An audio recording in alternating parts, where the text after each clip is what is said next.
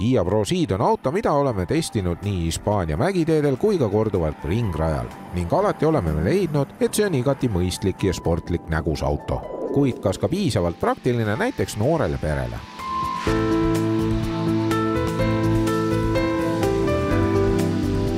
ProSeed on hiljuti saanud endale värskenduse ehk siis facelifti ja minu arvates on selle raames selle auto ninaosa natukene ümaramaks muutunud, aga sellegipoolest näeb see igati ahvatlev välja.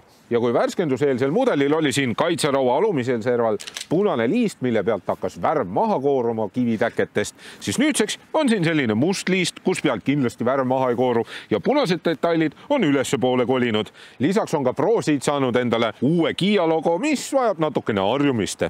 Muudatustest siis veel nii palju, et väljed on saanud teistsuguse disaini ja tagaosas on ka natukene muutunud. Täpsemalt on tagaosas uuendusteks ümmargused väljalaskeotsad ja ka difuusor on nüüd palju agressiivsema välimusega. Ja Kial on ka oma nägemus, kuidas võiks pagasiruumi luuk iseenesest lahti tulla. Nimelt, pane auto uksed lukku, pane võti taskusse ja seisa 5 sekundit auto taga. Ja nagu sa näed, luuk ongi lahti tulnud. Küll aga miinuseks on see, et see ruloo ei jookse iseenesest lahti, et sa saaksid oma lapse kelgud siia sisse tõsta, aga kelkude jaoks on siin ruumi küllaga ja kui sul on madalamat sorti, lapse vanker, siis see mahub siia sisse ilusti ära. Ja poekotidega on niimoodi, et kuna see pagasiruumi põhi on niivõrd kõrge, siis tegelikult need siia konksude otsa kõige paremini ei jää. Ja kui sa tahad pikemaid asju vedada, siis seljatoed saad alla klappida ja pagasiruumi põhi jääb ilusti sile. Lisaks lisab praktilisust juurde ka veel ProSeedi pagasiruumi põhja all olevad laekad. Siin on hästi palju neid väiksemaid, suuremaid, sügavamaid ja lisaks ka see esimene on selline, kuhu alla sa saad peita selle ruloo. Siin on tippmudel ProSeed GT, mida liigutab 1,6-liitrine 150 kilovatine bensiinimootor. Käigukastiks on 7-käiguline topeltsiduriga automaatkast ja veoskeemiks vaid esirattavedu. Isegi talvistes tingimustes on ProSeediga üllatavalt mõnus sõita. Jah, see on esiveoline. Jah, esimesed rattad kipuvad tühja käima, kui on libedam teekate, aga samas saab väga ilusti sõita. Ja hoolimata sellest, et selle auto clearance on üsna madal, ei ole ka häda sõita rööpasteel, kus on lund natukene rohkem. Natukene käib põhi vastu maad, aga mitte midagi drastilist. Ka müratase on enam-vähem mõistlik.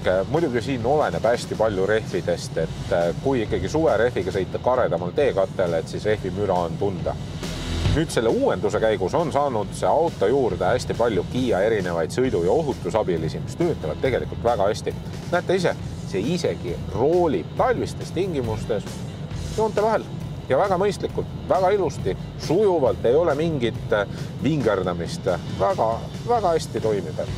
Selle auto 0-100 kiirendus ja kõik muu on jäänud samaks, ehk siis 7,5 sekundit 0-100, käigukast kohati natukene libistab sidurit liigselt, aga igapäevases sõidus jällegi piisavalt mugav. Kui sul on 2 last, kes peavad turvatoolides sõitma, siis nemad mahuvad siia tegelikult väga lahedalt ära. Aga 3. laps siia vahele enam küll ei mahu, kui ta just ei ole piits peenikene. Mina igal juhul siia 2 istme vahele ei mahtunud. Ja kindlasti peaksid sa arvestama seda, et kui sul on lapsed turvatoolis, siis sa pead välja lülitama selle automaatse mugavusfunktsiooni, mis siis istet tahapoole liigutab, sest et siis nende jalad lähevad vastu seda tooli ja tegelikult ei mahu ka siit last välja võtma. Ja kui ma tavaliselt toon välja selle, et kõva seljatoe tagune plastik on miinus ja sinna vastu oma paljaid põlve ei taha panna, siis laste vedamise puhul on see tegelikult boonuseks, sest seda plastikut on väga lihtne puhastada. Ja kõik, kes on kunagi oma autosse pannud Isofix turvatooli, teavad, et see järgmine on väga oluline. Nimelt, selles autos olevad Isofix kinnitused on sellised, mis lähevad automaatselt istme sisse ja sa ei pea neid klotse siit ära kiskuma, mis ei kao ka ära. Seega väga lihtne, võtad lihtsalt tooli ja lükkad. Need istmed on mugavad, pika põhjaga, korraliku külgtoega, nii et sa tunned ennast siin rooli taga kindlalt. Küll aga on kõige suuremaks kitsaskohaks selle auto pearuum. Ehk siis, kui sa oled siin autos, ütleme mingi 1,90 m või pikem, siis sul on pea vastu lage. Ja mina 1,82 m tunnen ennast natukene ahistatuna, kuna see lagi on mul peale natukene liiga lähedal.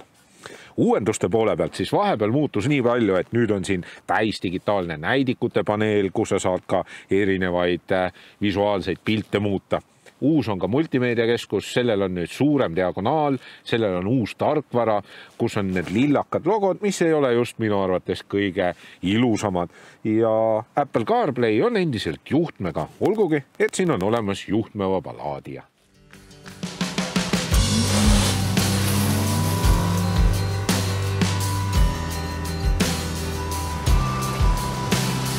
Keskmiseks kütusekuluks lubab tootja 6,8 liitrit ja talvistes tingimustes jääb see niimoodi 7,4 liitrit 100-le, mis ei ole ka tegelikult midagi hullu, arvestades seda, et siin on 150 kilovatti ja jõudu ja raskust on ka sellel autol tegelikult parajalt. Selle auto kõige tugevamaks küljeks on olnud alati pikk garantii, 7 aastat või 150 000 ja hind ehk siis mida sa selle raha eest saad. Baashinnaks on 25 000 ja selline väga hästi varustatud mudel maksab umbes 30 000 eurot. Ja kui aus olla, siis tegelikult ProSeedile otsest konkurenti ei ole. ProSeed on endiselt efektse välimusega, parajalt praktiline, emotsioonikas ja sobilik ka näiteks 2 väikelapsega perele.